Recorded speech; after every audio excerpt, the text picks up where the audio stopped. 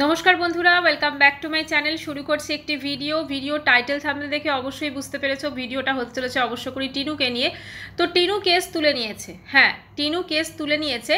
তো টিনুর এই কেস তোলার পেছনের আসল রহস্যটা কি, অবশ্যই সেইটা নিয়ে আজকের ভিডিও। দেখো, কোর্ট কেস, এই যে জিনিসপত্রগুলো আছে না, কোর্ট কেস, পুলিশ প্রশাসন, স্পেশালি আমি যদি কেসের কথা বলি, কোর্ট কেস অ্যাকচুয়ালি দেখো, যদি এটাতে রিজন থাকে, প্রপার রিজন থাকে, তাহলে এটা ঠিকঠাক, ঠিক আছে। কিন্তু যদি প্রপার রিজন না থাকে তাহলে এটা কিন্তু একটা হ্যারাসমেন্ট, এটা হচ্ছে মেন কথা। টিনু একজন কন্ট্রোভার্সি ক্রিয়েটারের বিরুদ্ধে কেস করেছিল, মানে তাকে কেস দিয়েছিল। ও যেটা বলল যে ওর বাড়ি যাওয়ার চলে যাওয়ার দিন আসছে, তো সেই জন্য নাকি ও কেসটা, মানে ওই যেখানে দিল্লিতে আর কি ফিরে যাবে, সেই জন্য নাকি ও কেসটা তুলে নিয়েছে, কারণ যখন এখানে ডেট পড়বে ও আসতে পারবে না। এখন ব্যাপারটা হচ্ছে এই কেসগুলোতে না, মানে একদম যে অ্যাপিয়ার হতেই হবে ওকে ফিজিক্যালি, সেরকম কিন্তু নয়। মানে ও লয়ার দিয়েও চালাতে পারে, সোজা কথা। এখন ও চাইছে না এই কেসের পেছনে কোনো টাকা খরচ করতে। তার কারণটা হচ্ছে যে ও বুঝতে পেরেছে যে এই কেস ফেস করে কোনো লাভ নেই, এক্সট্রা বেকার পয়সা চলে যাচ্ছে। আচ্ছা, এরপরে কি বলল, যে এর সাথে আরও যে যে কেস ও করেছে সমস্ত কিছু উইথড্র করে নেবে। তার মানেটা হচ্ছে ও ফোনদীপের বিরুদ্ধে যে ডোমেস্টিক ভায়োলেন্স কেস, আরও যে যেসব করেছে, যে সে দ্বারা সমস্ত কিছু একে একে ওগুলোকে উইথড্র করে নেবে। একটা কেস দেওয়া কাউকে খুব সহজ, এখনকার যা যুগ পড়েছে না, সেখানে কিন্তু একটা মেয়ে যদি বলে যে আমার ওপর ডোমেস্টিক ভায়োলেন্স হয়েছে, একটা কেস সে শ্বশুর শাশুড়ি হাজব্যান্ডের বিরুদ্ধে করতেই পারে, কিন্তু তাকে কিন্তু সেইগুলোকে প্রমাণ করতে হবে। মানে যখন প্রথমে কি থাকে, একটা আমি কেস কারোর বিরুদ্ধে করছি, অবশ্যই তাকে একটা নোটিশ সার্ভ করা হচ্ছে। এবার তার বাড়িতে নোটিশ যাচ্ছে, তখন সেও সেই নোটিশটা দিয়ে কোর্টে হাজিরা দিচ্ছে, সেও একটা উকিল করছে। তারপরে তার বিরুদ্ধে যে অ্যালিগেশনগুলো লাগানো হয়েছে সেগুলোর একটা রিটেন থাকে, যাকে রিটেনভাবে রিপ্লাই দিতে হয়, এবং তারপরে কেসটা কোর্টে ওঠে, এবং তারপরে দুপক্ষের আর্গুমেন্ট হয়, ঠিক আছে। আর্গুমেন্টের আগে সেখানে একটা সাক্ষী দিতে হয়, তারপরে আর্গুমেন্ট হয়, তারপরে প্রমাণ সব কিছু সাবমিট করতে হয়, এভিডেন্স যেটাকে বলি। তারপরে গিয়ে যে জাজমেন্ট, যিনি জাজ আছেন তিনি একটা জাজমেন্ট দেন। এখন টিনু সেই মোমেন্টে নিজে পরকিয়া করে যখন শ্বশুরবাড়ি ছেড়েছিল, ও ভেবেছিল যে চলো আমি আমার শ্বশুর শাশুড়ি হাজব্যান্ডের বিরুদ্ধে একটা কেস এরকম করে দেবো, এবং তাহলে আমি যে পরকিয়া করেছি এইটা কিন্তু কেউ বুঝতে পারবে না, ঠিক আছে। এইটা কেউ বুঝতে পারবে না, বা এই জিনিসটা নিয়ে এতটা জলঘোলা হবে না। কারণ আমাদের সমাজে না, এই যে ব্যাপারটা ডোমেস্টিক ভায়োলেন্স করেছে, চলো বধূ নির্যাতন করেছে, এই ব্যাপারগুলো কিন্তু ভীষণভাবে, মানে একটা মানে ছেলের বাড়ির দিকে ভীষণ একটা আঙুল তোলা বলুন, বা তাদেরকে খুব সহজে দোষারোপ করা হয়। আমি বলছি না যে ফোনদীপের কোনো দোষ নেই, ওর মায়ের কোনো দোষ নেই, অবশ্যই আছে।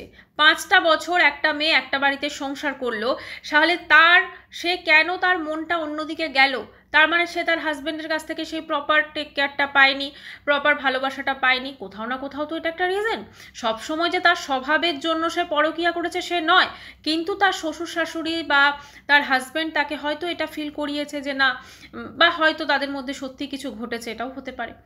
এখন ব্যাপারটা হচ্ছে এই যে ধরুন আজকে টিনু বলছে আমি সমস্ত কেস উইথড্র করে নেবো, কারণ ওকে তো কেস করলে হবে না, কেসের পিছনে খরচ আছে, সেটা তো একটা আছেই। এবং এখনও ইউটিউবে ভিডিও করছে, আগের মতো আর্নিং না হলেও ওর প্রমোশনাল ভিডিও আছে, প্লাস ও দিল্লিতে থাকছে, একটা খরচ আছে অবশ্যই। তো এখানে কিন্তু ও আসতে পারবে না, ও অ্যাপিয়ার হতে পারবে না, ও প্রেজেন্ট থাকতে পারবে না, মানে ও কেসটা উইথড্র করে দিছে তা কিন্তু নয়। বা ও যেটা বললো যে অনেক তো দেখলাম পুলিশ প্রশাসন সমস্ত কিছু, দেখো না।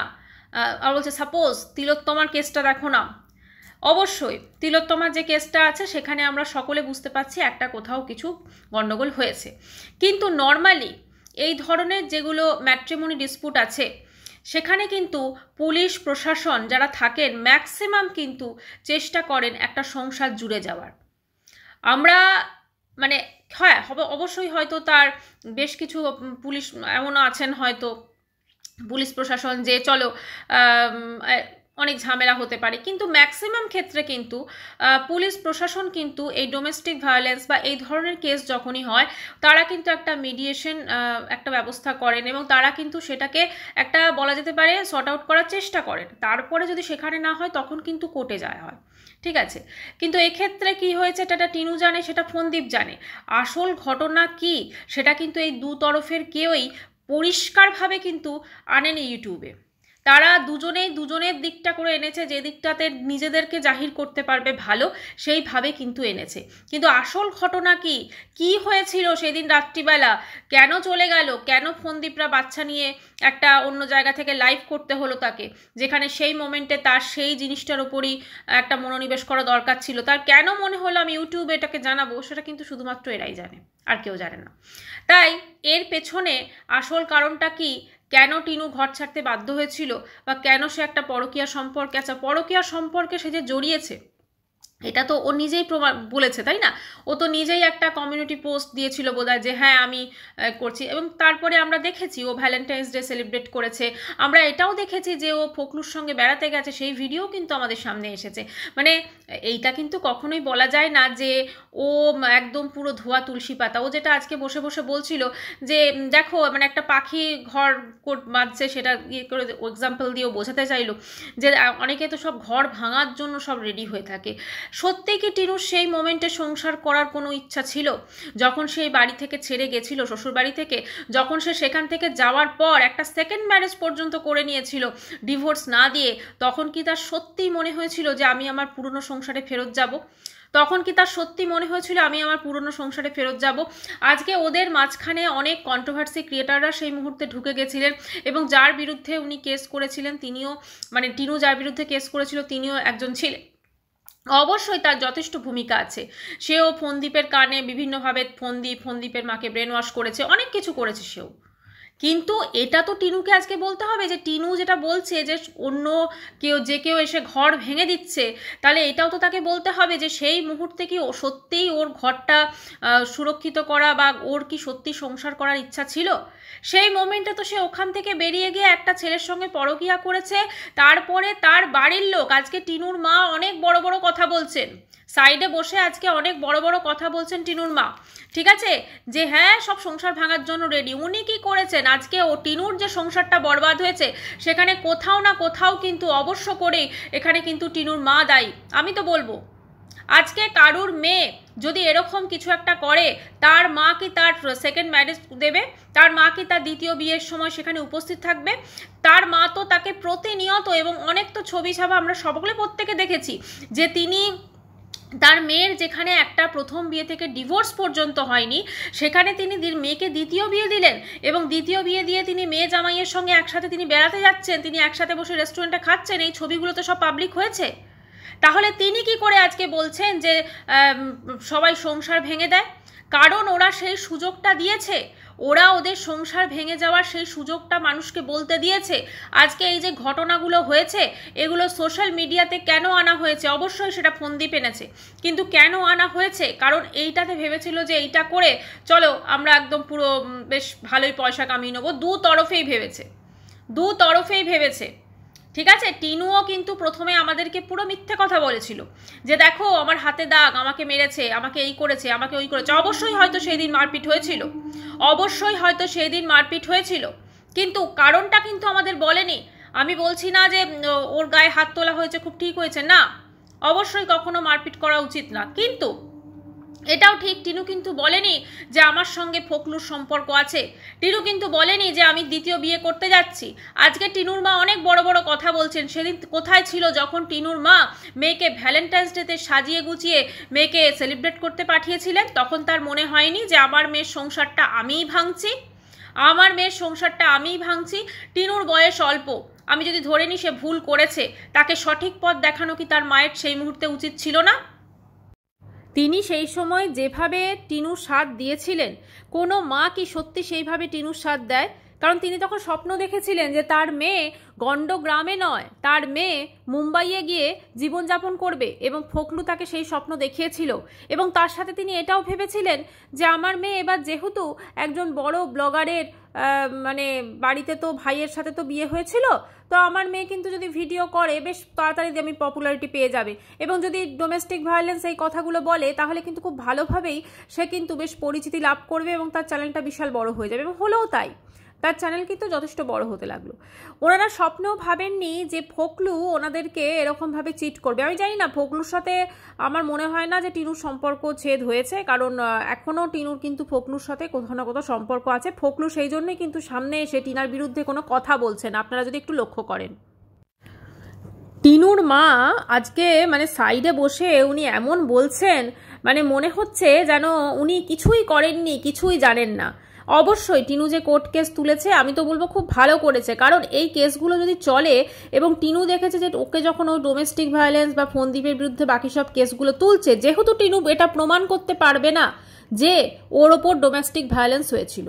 কারণ আমি মানে পুলিশ স্টেশনে গেলাম এবং কারোর বিরুদ্ধে একটা আমি বলে দিলাম যে এ আমার প্রতি টর্চার করেছে, সেটা করলেই কিন্তু হয় না। ম্যাট্রিমনি ডিসপুটের ক্ষেত্রে কিন্তু তাই, মানে সেখানে কিন্তু একটা 72 ঘন্টার মধ্যে কোনো হসপিটাল থেকে, সেটা নর্মালি সরকারি হসপিটাল থেকে তাকে টেস্ট করিয়ে যে হ্যাঁ তার উপর সত্যি সত্যি হয়েছে, তাকে সেখানে ডাক্তার দেখিয়ে তারপর রিপোর্ট নিয়ে কিন্তু সেটাকে সাবমিট করতে হয়। তো টিনু মনে হয় না সেগুলো করতে পেরেছে, কারণ ওর কিন্তু সেরকম কোনো চোট ছিল না। ও আমাদেরকে যে একটা চোট অত্যন্ত কষ্ট করে দেখিয়েছিল, সেটা হতে পারে যে ফোনদীপ হয়তো মেরেছে, সেইটা চোট ছিল, কিন্তু অতটাও বড় ছিল না।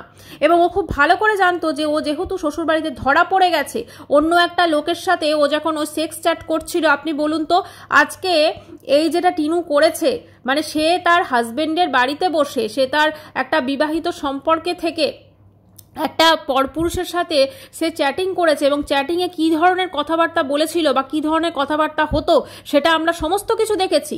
পরে ফখরু বলেছে বা আমরা প্রেম করব আর আমরা এই ধরনের কথা বলতে পারি না, মানে কতটা সাহস হতে পারে। কারণ ওরা খুব ভালো করে জানতো, টিনু খুব ভালো করে জানতো, যেহেতু ফখরু ওর মাথায় ঢুকিয়েছে যে এখন অ্যাডাল্টিটা তো কোনো ক্রাইম নয়, আমরা করতেই পারি, ঠিক আছে।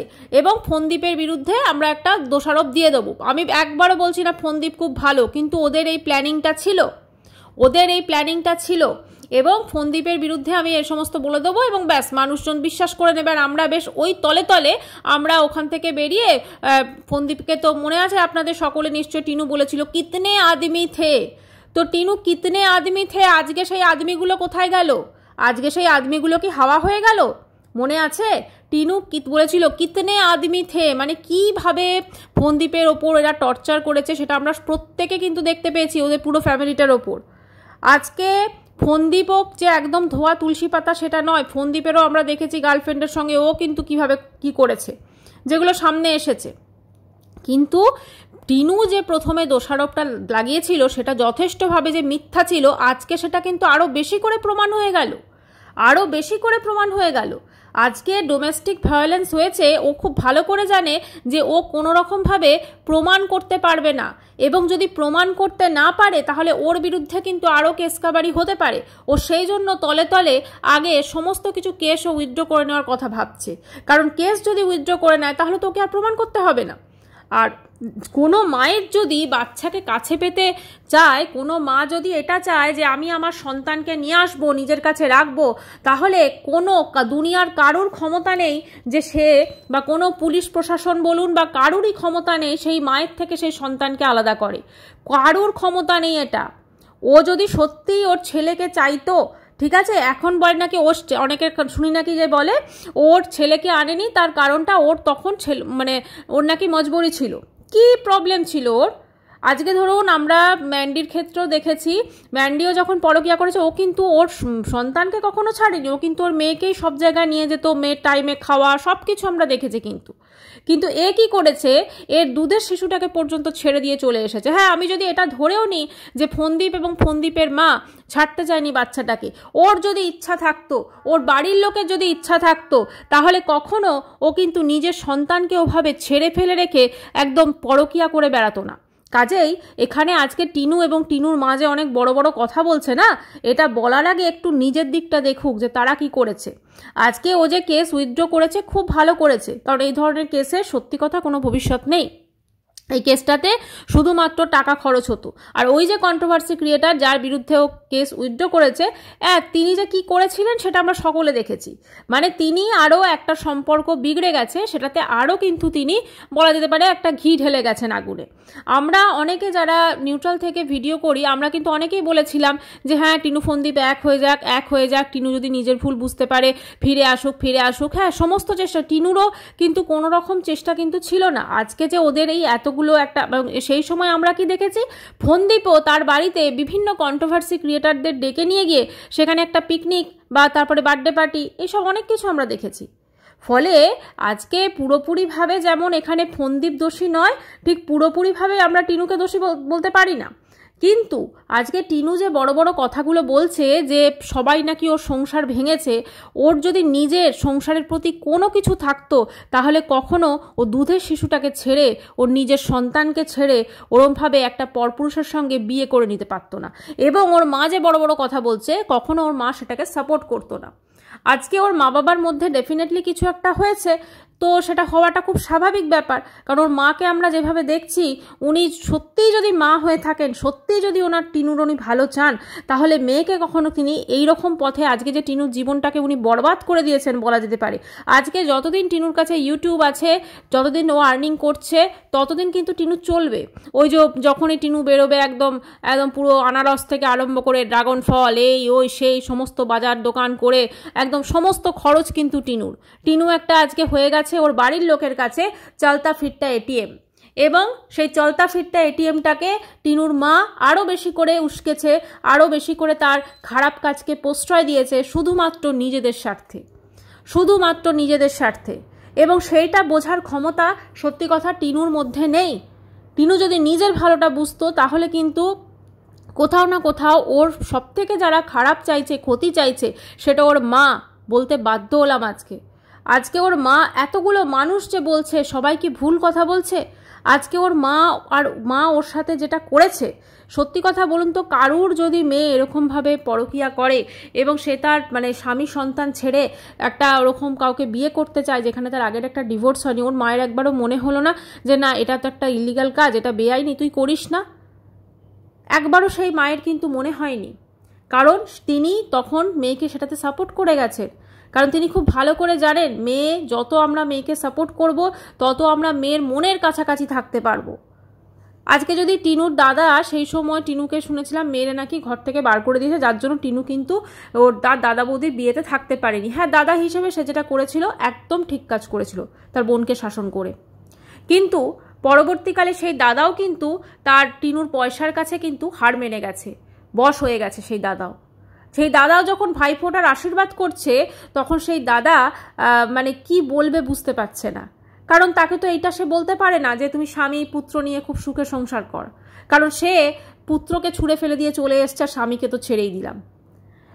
কাজেই একটা কোথাও না কোথাও তার দাদার মধ্যেও কিন্তু একটা বোধ আছে যে কি করব, বা কি একটা তারপরে সে ছেড়ে দিয়েছে, চলো বোন তো আমার সংসারটা চালাচ্ছে, আমার ভবিষ্যতে যখন সন্তান হবে তো সেইটাতে আমারও কিন্তু সংসারটা চালাবে। তো এই ভেবে কিন্তু তার দাদাও কিন্তু সেটাকে সাপোর্ট করে নিয়েছে। বৌদিও অবশ্যই সাপোর্ট করবে, কারণ সে যেরকম দেখছে যে তার বাড়ির লোক তাকে সাপোর্ট করছে, তার স্বামী তাকে সাপোর্ট করছে, অতএব বৌদি সাপোর্ট করবে। বৌদি ওই ক্যামেরার পেছনে গুড গুড বলবে। আজকে টিনু নিজের জীবনটাকে নিজে তো বরবাদ করেইছে, এবং এই বরবাদ হওয়ার পিছনে তার মা অনেকখানি দায়ী। আর কেস তুলে নিয়েছে তার একটাই কারণ, ওকে যখন ও আপনার এই ডোমেস্টিক ভায়োলেন্স কেস, তারপরে আরও যা কেস ও ফন্দীপের বিরুদ্ধে করেছে, সেগুলো প্রমাণ করতে পারবে না, প্লাস একটা টাকা খরচ হবে, ওকে দিল্লি থেকে আলেকালে হয়তো আসতে হবে, যাই হোক সেটা টাকা খরচ হবে, সব কিছু মিলেমিশে ও ভেবে নিয়েছে যে এইটা যখন আমি তুলেই নিচ্ছি, তাহলে আমি ওই কন্ট্রোভার্সি ক্রিয়েটারের বিরুদ্ধে যে কেস করেছিলাম আমি ওটাও তুলে নিই। সব কিছু কেস তুলে নিয়ে এখন টিনু মুক্ত হতে চাইছে, এবং মুক্ত হতে চাইছে যাতে ফোকলুর সঙ্গে যদি ওর এখনো সম্পর্ক থেকে থেকে থাকে তাহলে সেটাকে একদম সাথে করে একদম দিল্লিতে একদম ভালোভাবে সংসার করতে পারে। তবে একটাই বলবো যে টিনুর মা টিনুর কোনোদিনও ভালো চায়নি। আজকে তিনি সাইডে অনেক বড় বড় কথা বলছিলেন, তো কেউ চায় না, সব সংসার ভেঙে দিতে চায়, ঘর ভেঙে দিতে চায়। টিনুর ঘরটাকে সব থেকে আগে যদি কেউ ভেঙে থাকে তাহলে সেটা হচ্ছে টিনুর মা। টিনুর মা কিন্তু টিনুর এই ঘর থেকে বেরোনোর আগে, মানে শ্বশুরবাড়ি থেকে বেরিয়ে আসার অনেক আগে কিন্তু পৌঁছে গেছিলেন সেখানে, কোন এক আত্মীয়ের বাড়িতে বোধহয় ছিলেন এবং বসে বসে প্ল্যানিং করেছেন মেয়েকে কিভাবে তিনি বের করে আনবেন এবং কীভাবে ঘুচিয়ে জিনিসপত্র, কিভাবে কি ডকুমেন্টস, কি গয়নাগাটি সব কিছু ঘুচিয়ে আনবেন, কারণ সেটা কিন্তু তিনি অস্বীকার করতে পারেন না বোধহয়। তো একটাই কথা বলবো, এই টিনুর চোখটা যদি ভগবান একটু খুলে দেয় আর ও নিজের মাকে যদি চিনতে পারে, তাহলে এর থেকে ভালো বোধহয় আর কিছু হবে না। নাহলে টিনু এইভাবে তার বাড়ির লোকটাকে শুষে তার টাকা পয়সা শেষ করে তার জীবনটাই বরবাদ করে দেবে। কোনো সঞ্চয় আমরা দেখতে পেয়েছি টিনুর? কখনো কোনো সঞ্চয় দেখতে পাচ্ছি না, খালি খরচই দেখতে পাচ্ছি। যাই হোক, ভিডিওটি এখানে শেষ করলাম। চ্যানেলটি ভালো লাগলে সাবস্ক্রাইব করে দিও। বাই।